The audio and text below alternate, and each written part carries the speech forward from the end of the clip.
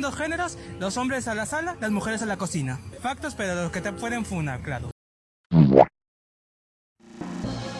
Desde hace unos años atrás he visto como en internet, sobre todo en grupos de coaching motivacional como los seguidores del Temach, o incluso en ciertos grupos de internet como comunidades incel, se ha popularizado un discurso hablando sobre la energía masculina y femenina. La idea suele ser que la energía femenina representa una posición más relacionada con la intuición, la sensibilidad, la creatividad y la recepción, mientras que la energía masculina se identifica con la lógica, la acción, la fuerza y la dirección. Pero quisiera hablar en este video de cómo, antes de que este concepto se volviera una tendencia en redes sociales, existía una idea mucho más compleja dentro de la psicología de Carl Jung: el anima y el animus. ¿Y qué creen si les digo que lo que llamamos masculino y femenino no necesariamente son simplemente características de hombres y mujeres, sino símbolos que todos los seres humanos utilizamos para entender diferentes partes de nosotros mismos? Antes de entrar en materia, quisiera dar un poco de contexto sobre quién fue Carl Jung y de dónde vienen estas ideas. Jung nació en 1875. Fue un psiquiatra suizo y una de las figuras fundamentales de la psicología analítica.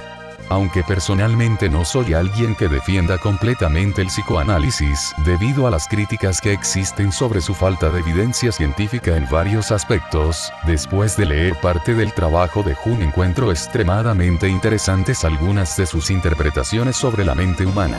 Jung trabajó inicialmente junto a Sigmund Freud, pero con el tiempo terminaron separándose debido a diferencias sobre cómo funcionaba la mente humana. Una de las principales críticas hacia Freud es que daba un peso enorme a la sexualidad, el deseo y el inconsciente personal como elementos centrales para entender el comportamiento humano. Jung, por otra parte, agregó una idea diferente: la existencia de patrones universales de pensamiento y símbolos que aparecen en diferentes culturas a través de la historia. A esto lo llamó el inconsciente colectivo.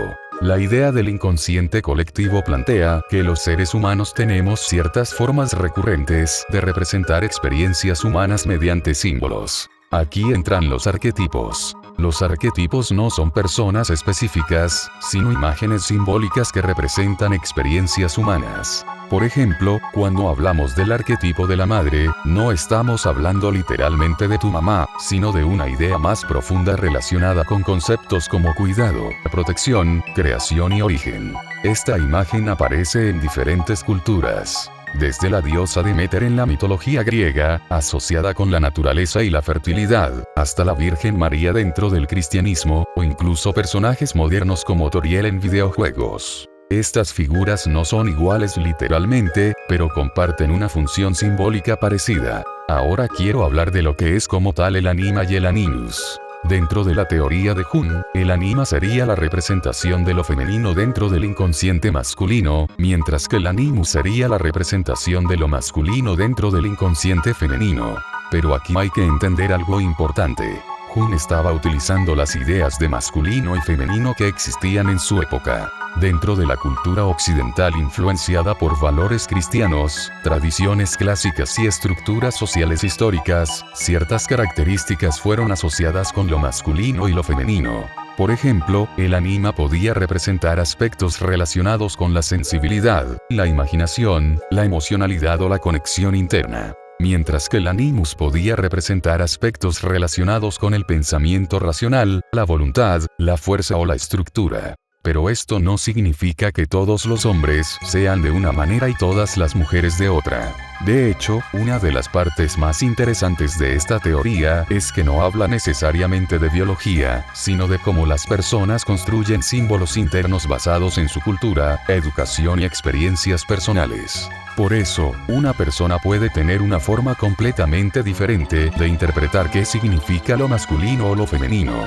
Jung estaba usando categorías de su época, y muchas personas actualmente critican que sus definiciones estaban demasiado relacionadas con roles tradicionales de género. Y esa crítica tiene sentido. Aún así, creo que la parte interesante de esta idea no está en tomar estas categorías literalmente, sino en la idea de que dentro de nuestra mente existen partes de nosotros mismos que pueden ir en contra de la imagen que mostramos hacia afuera. Y aquí entra otro concepto de Jung que personalmente personalmente me parece incluso más interesante. La sombra. La sombra sería esa parte de nosotros que rechazamos o que no queremos aceptar.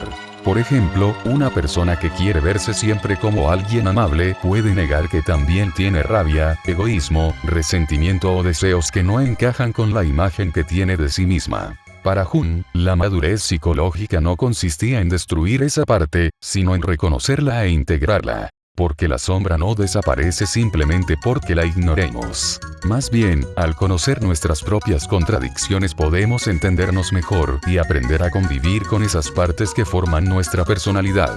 Y esto conecta con algo que vemos todos los días. Vivimos rodeados de símbolos. Piensa en tu casa. A primera vista, una casa solamente son 4 paredes y un techo. Pero tu casa no es simplemente eso. Cuando piensas en el lugar donde creciste, probablemente no recuerdas solamente la estructura física.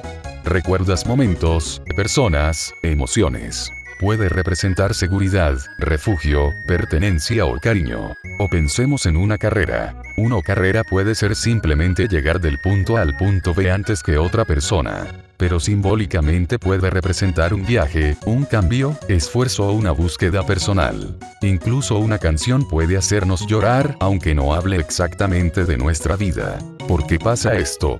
Porque los símbolos conectan con experiencias humanas. Quizás una canción no habla de nosotros literalmente, pero puede representar algo que nosotros sentimos. Y al final, aquí es donde regreso al concepto inicial de la energía masculina y femenina.